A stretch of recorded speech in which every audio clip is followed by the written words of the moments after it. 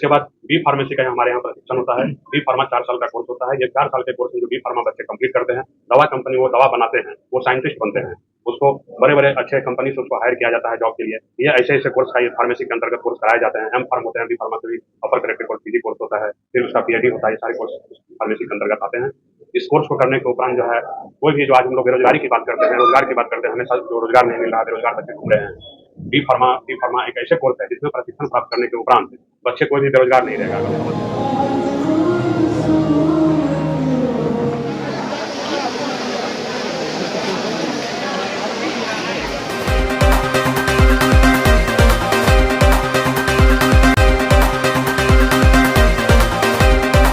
सर्वप्रथम आज आपके और आपके सभी दर्शकों को विश्व फार्मासिस्ट दिवस का हार्दिक शुभकामना मैं दे रहा हूँ।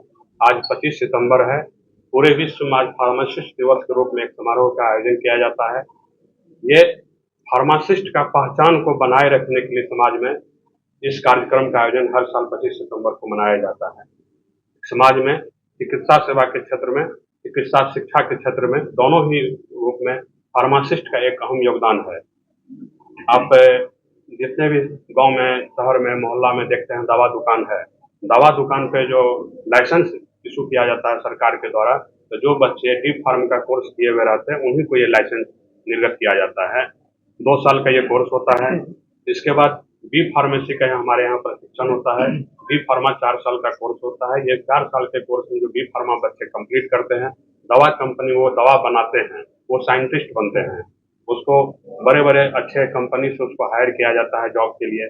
ये ऐसे-ऐसे कोर्स का ये फार्मेसी के अंतर्गत कोर्स कराए जाते हैं। एम फार्म होते हैं, बी फार्मा से भी अपर कलेक्टेड कोर्स, पीजी कोर्स होता है, फिर उसका पीएचडी होता है। ये सारे कोर्स फार्मेसी के अंतर्गत आते हैं।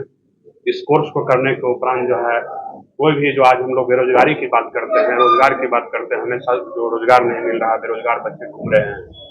बी फार्मा एक ऐसे कोर्स है जिसमें प्रशिक्षण प्राप्त करने के उपरांत बच्चे कोई भी बेरोजगार नहीं रहेगा। अगर वो दवा दुकान भी खोलेंगे तो बी फार्म का उनका सर्टिफिकेट काम में आ जाएगा। कहीं भी बी फार्मेसी में कहीं साइंटिस्ट बनेंगे, दवा दुकान में, दवा कंपनी में जाकर काम करेंगे तो कहीं भी उनको जॉब मिलना सुनिश्चित है। और हर एक पीएचसी हो, प्राथमिक स्वास्थ्य केंद्र हो, रेफरल अस्पताल हो या जिला अस्पताल हो, हर जगह बी फार्मा के लिए वैकेंसी है। हर जगह बी फार्मा के लिए वैकेंसी है।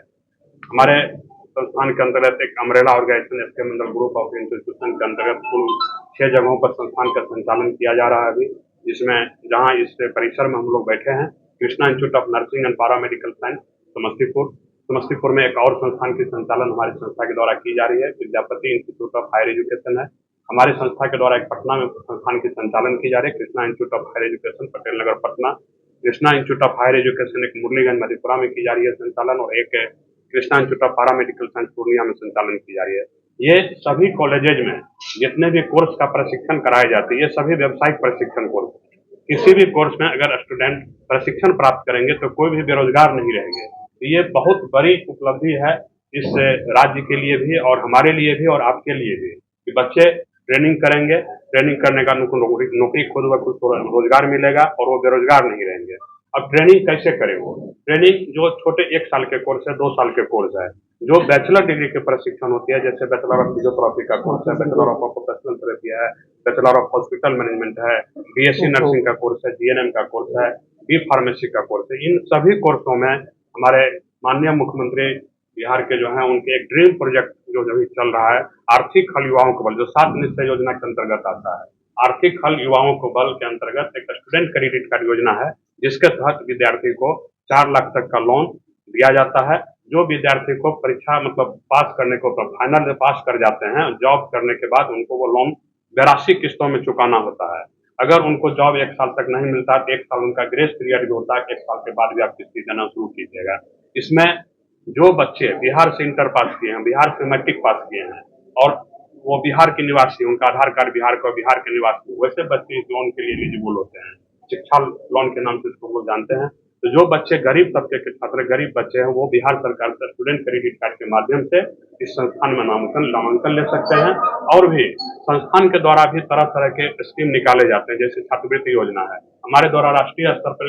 आप लोगों को पता होगा कि फरवरी में सब लोग आप लोग थे, फरवरी में हमारे द्वारा राष्ट्रीय स्तर 2024 बैच में नामांकन के लिए परीक्षा लिया गया था, जिसमें 10,000 से ऊपर बच्चे हमारे यहाँ परीक्षा दिए थे। इस संस्थान में नामांकन के लिए। तो उसमें प्रति कोर्स में जो बच्चे 1 रैंक पर आते हैं और 2 रैंक पर आते हैं, उनको संस्थान के द्वारा पूर्ण रूप से 1 रैंक वाले को पूर्ण रूप से छात्रवृत्ति दी गई है और 2 रैंक वाले को आधे पैसे संस्थान के द्वारा माफ की गई है। तो कुल मिला के 72 ऐसे बच्चे थे इस बार जो SK Mandal group of institution के छात्रवृत्ति के द्वारा लाभान्वित होकर हमारे संस्थान में अभी इस साल में पढ़ रहे हैं। पूर्व में भी 2023 में भी 72 थे और 2022 में भी 72 थे। तो कुल मिलाकर अभी तक में 200 बच्चे ऐसे हो चुके हैं जो SK Mandal group of institution के द्वारा छात्रवृत्ति के द्वारा वो इंस्टीट्यूशन के छात्रवृत्ति के द्वारा वो हमारे यहाँ पढ़ाई कर रहे हैं।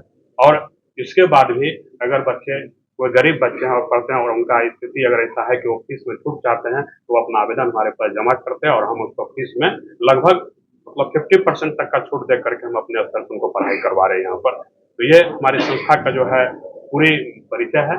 Thank you.